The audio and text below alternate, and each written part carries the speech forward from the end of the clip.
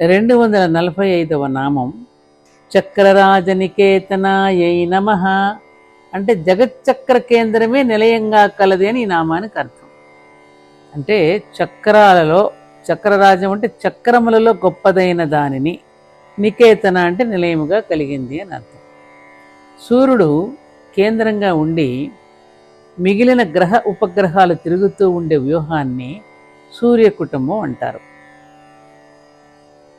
ఈ వ్యూహం కూడా చక్రభ్రమణ లక్షణం కలది కాబట్టి దీనిని చక్రంతో పోల్చవచ్చు.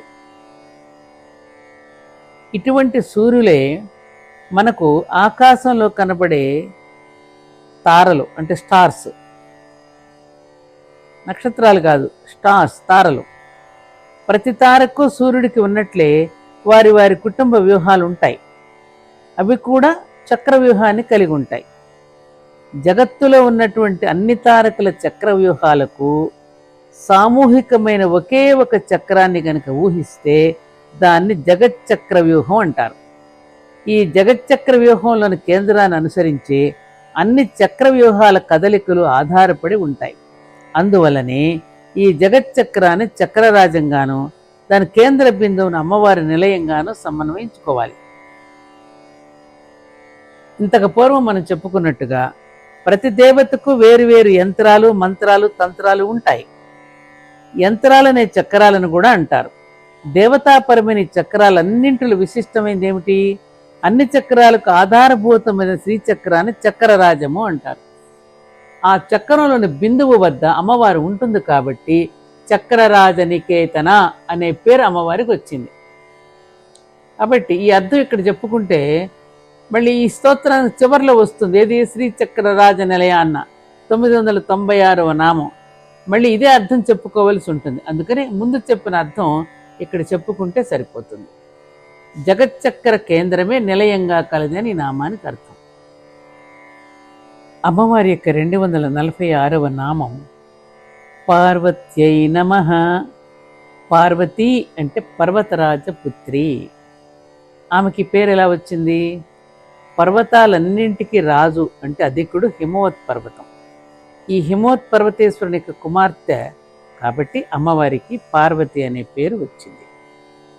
పర్వతం అంటే కొండ అనేది సామాన్యార్థం. లంక అనే పదానికి ఐలాండ్ అనే అర్థం సరిపోవడం అనేది ఎలా కాదో, పర్వతం అంటే కొండ, మౌంటైన్ లేకపోతే హిల్లు అని అనడం కూడా అలాంటిదే. ఐలాండ్ అనే ఆంగ్ల పదానికి ద్వీపము అని పదం ఉంది సంస్కృతంలో. రెండు మార్గాలుగా నీళ్లు పోయి మళ్ళీ కలుసుకున్నప్పుడు ఆ రెండు మార్గాలకు మధ్య ఏర్పడే భూభాగాన్ని ద్వీపం అంటారు.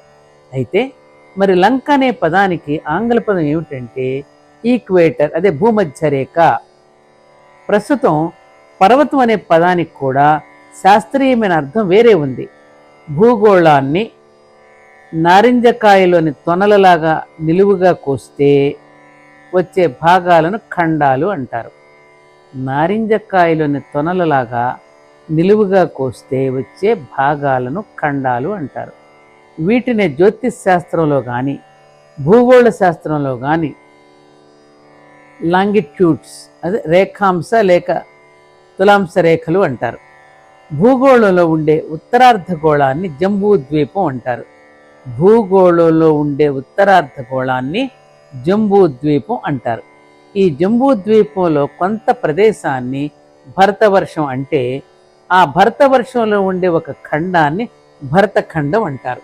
అందుకని మన వాళ్ళు పూజకు ముందర చెప్పుకునే సంకల్పంలో పూజ జరిగే చోటు ఎక్కడ ఉన్నది చెప్పడం కోసం జంబూ ద్వీపే భరతవర్షే భరతఖండే అని పిలుస్తారు, అని సంకల్పం చెప్పిస్తారు మన చేత కదా. ఇక భూగోళాన్ని నిలువుగా కాక అడ్డంగా వృత్తాకారపు ముక్కలుగా కోస్తే ఆ వృత్తాలను పర్వములు అంటారు. వీటిని ఖగోళ భూగోళ జ్యోతిష్ శాస్త్రాలలో లాటిట్యూడ్స్ అంటారు. అంటే అక్షాంశ రేఖలన్నమాట. భూమి మీద గల ప్రదేశాల మధ్య దూరాన్ని కొలిచేవి ఈ పర్వాలే.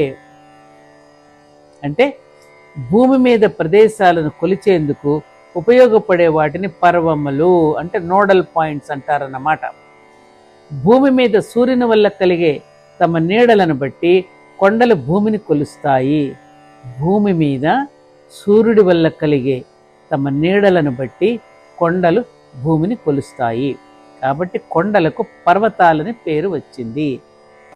అటువంటి పర్వతాల్లో అత్యున్నతమైనది, మహిమాన్వితమైనదైన హిమవత్పర్వతరాజుకు పుత్రిక కాబట్టి అమ్మవారిని పార్వతి అన్నారు. మామూలుగా మనం కాలపరంగా కనుక ఆలోచిస్తే అమావాస్య, పూర్ణిమ తిథులు మాసకాలాన్ని కొలవడానికి ఉపయోగిస్తాయి కాబట్టి ఈ రెంటిని కూడా పర్వములు అంటారు.